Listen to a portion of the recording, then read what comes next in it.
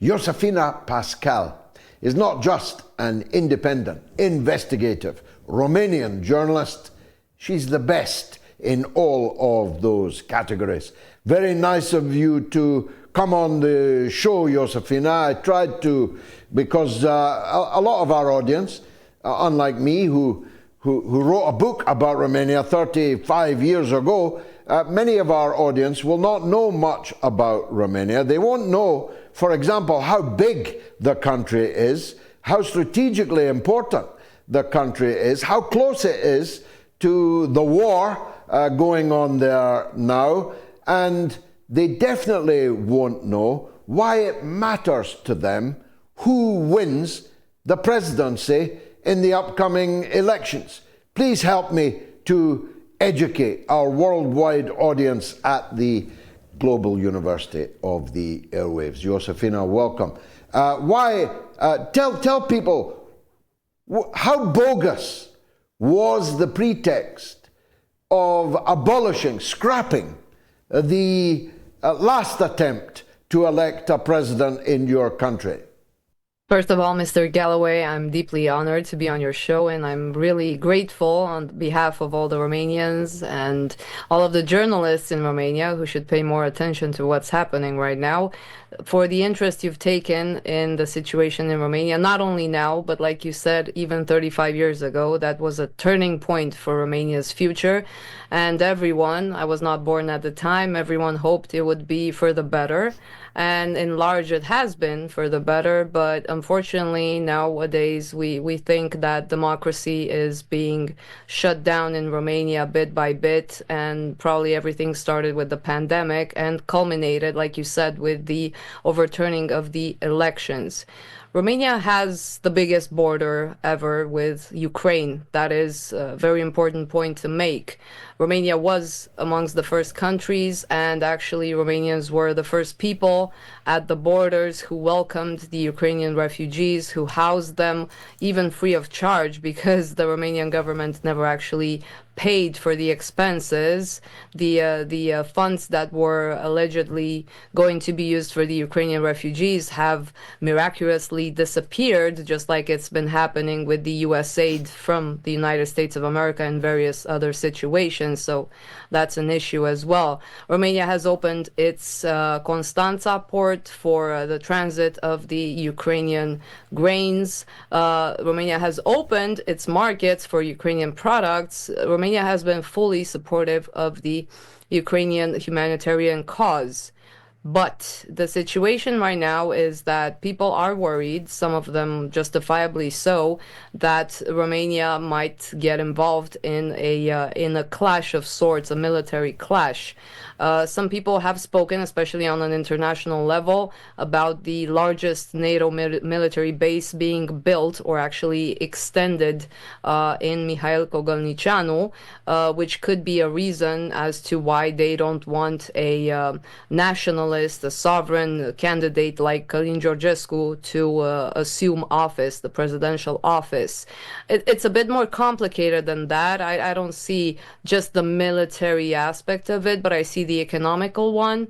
Pertaining to our natural resources and the way we use and exploit these resources, or should do, in our own interest. And Brussels has huge interests in when it comes to countries' natural resources, especially with the new economic changes that they're preparing, which will essentially try to unify all of the European capital markets, which essentially means 2 or even 3 speed types of European Union, where some markets more in the developed countries will benefit off of the resources from the less developed countries, almost free of charge if you want.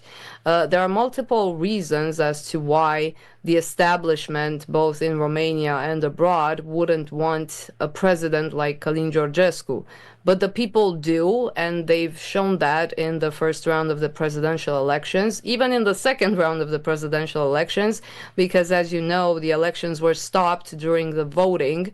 Romanians from abroad were actually voting, and most of the votes actually went to Călin Georgescu. 70% of the votes from abroad in the second round were for Călin Georgescu.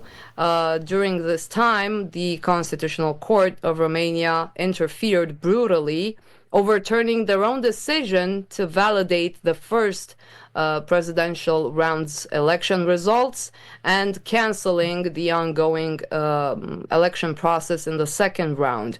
This has been unprecedented. We've had pretty strong, pretty dangerous situations before in the past, where millions of votes were overturned on a public referendum when we were trying to get rid, legally speaking, of former President Băsescu, but nothing to this scale. This is unprecedented, especially because now we have legal experts from the Venice Commission, which have stated they didn't see any proof, there wasn't any right to a fair trial. The candidate, Călin Georgescu, couldn't actually defend himself, and there is absolutely no way that this decision can be, attacked in a court of justice. So it's mandatory to be followed, implemented, and there is no way to overturn it, at least not on a procedural manner that we know of. The only way that could be changed is that if the same constitutional court would come back to that decision and decide, like it has in the past, to overturn its own decision basically for a second time. And given the public support that we've seen in the past months, it's already been almost 2 months since the canceling of the Romanian elections, things might change. Today, for example, we had a strong signal from the country's current prime minister, the leftist socialist Marcel Ciolacu. He actually admitted publicly that there was no evidence to overturn the election and that candidates shouldn't be banned from participating in the elections without any solid evidence. This is absolutely insane, given the fact that the same guy actually was applauding and supporting the decision to overturn the election results. And people need to know that this guy, Marcel Ciolacu, our prime minister, who is a huge fan of Keir Starmer, by the way, I think that's an important point to make. He actually took pictures with him during his presidential campaign. This guy didn't make the second round of the elections. He was really badly sanctioned by the people through their vote. So people are rightfully suspecting that both our illegitimately sitting president Klaus Iohannis and the prime minister and other leaders of the ruling parties are colluding in order to stop Călin Georgescu from becoming president, although I don't see that happening. It's really impossible to achieve that in a I saw the latest opinion poll. The latest opinion poll puts Georgescu so far ahead. I mean, I think he was on 47% and his nearest challenger was on 10%. So the tidal wave of Georgescu's support is quite likely, in my view, to prevail. Unless they want to end up like old Ceausescu on the balcony of the Central Committee building of the PCR, and instead of Iliescu Numai, it will be one of them or all of them Numai. Let's, if you like, widen this, Josefina. The dichotomy here, as I said earlier, is not about left or right. It's about one side wants globalism, wants us to be ruled by globalized economic forces and the institutions of that globalization, the WEF, NATO, the European Union. They want them to make the key decisions about our lives and our countries. And the other polarity is this. Those however inchoate a form, insist on the national sovereignty of their own country, insist on the independence of their own country, might well come to difficult conclusions, even conclusions that the West can live with, but insists on making those themselves. Now, this dichotomy is present in every country, and it's definitely present in yours. But in yours, the national sovereignty candidate, Georgescu, would appear to be on the brink of the biggest victory. Can the globalists, can the NATO and the EU, can they live with that? Or might they try to stop Georgescu in some extraordinary way? They've tried to. This was the first attempt. And actually, this attempt not only shocked Romania's democracy to the core, and helped many people to wake up to what is happening in Romania and how authoritarian this current government can be, and the political establishment. And not only that, because we also had the intelligence agencies involved in helping overturn the election results, because they were the ones that provided the alleged Russia collusion information. So people woke up to this new paradigm in Romania. Some of them acknowledged this from, like I said, back in the pandemic. Some of them acknowledged it with the unilateral narrative promoted by the government on only supporting Ukraine at all costs, even at the cost of losing our defensive missile system, the Patriot, that we donated to Ukraine, at all costs, like I said. But the people themselves have realized that we can.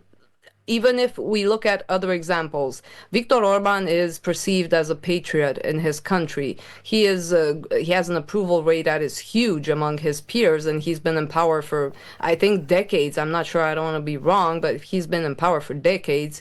Romania has, well, historical debates, let's call them that, with Hungary, but people in Romania long for a leader like that has proven to others in the EU that you can be a sovereign leader and follow your country's own interests without leaving the EU, without leaving NATO.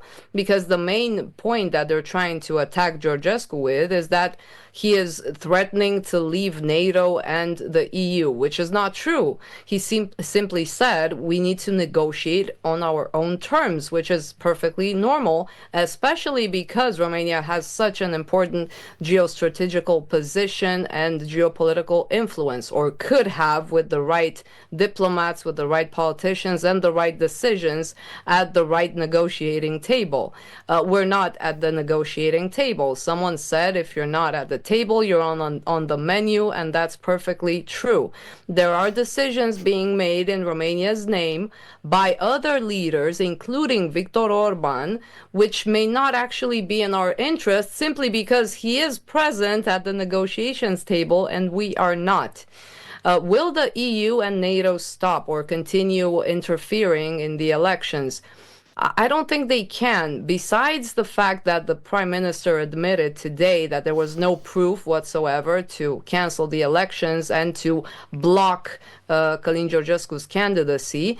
He also kind of nuanced his discourse. Suddenly, all of the globalists are talking about how climate change is not really good, how the globalists are not really that good. So they're nuancing their discourse, which means they realize that this wave of change cannot be stopped. Obviously, the people are not dumb. They're not naive. They're not going to believe this sudden change of heart from the establishment. They're not going to vote the carbon copies. They're going to vote for Călin Georgescu, the original independent candidate, because that's important. People need to understand that in Romania for the past 10 years, we've had a president that has been dividing the country on political bias. So essentially, it didn't matter who you voted for in the parliamentary elections. Iohannis would just name whoever he wanted as prime minister. He would directly interfere unconstitutionally in the political affairs of the parties and wouldn't respect essentially the will of the people. So Romanians need a president that can unite and that can be perceived and is actually independent of this political, like you said, bias of the left, right, and obviously opposes globalism. I know I've been to the Make Europe Great Again conferences in Brussels last week, and I can tell you for sure that all of the European conservatives, whatever you want to call them, anti-globalists, all of them are worried about the scenario that was implemented in Romania. This sounds like a recipe. I said that first in Romania in the day, in the moment they actually took the decision, this horrible decision to cancel our elections. This is a precedent that's going to be exported into other EU countries. And lo and behold, some of them are actually trying that with either criminal cases against conservative candidates, against Giorgia Meloni, against Poland's Law and Justice Party members, against other sovereign and nationalist parties in Poland, against Alice Weidel of the AfD in Germany, the attempt to ban a whole party, a party that has been legally founded and legally, activated in German politics for so long. They're trying to ban not only free speech, but also the candidates themselves.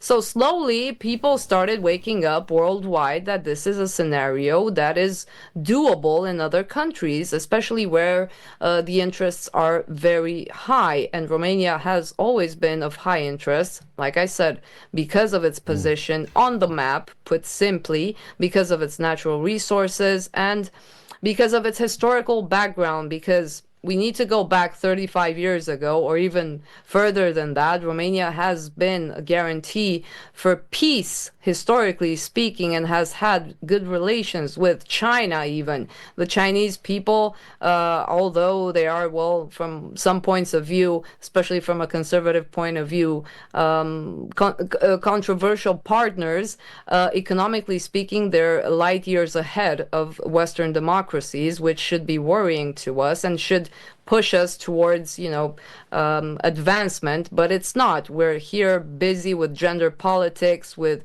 forced migration, with climate change, and so on.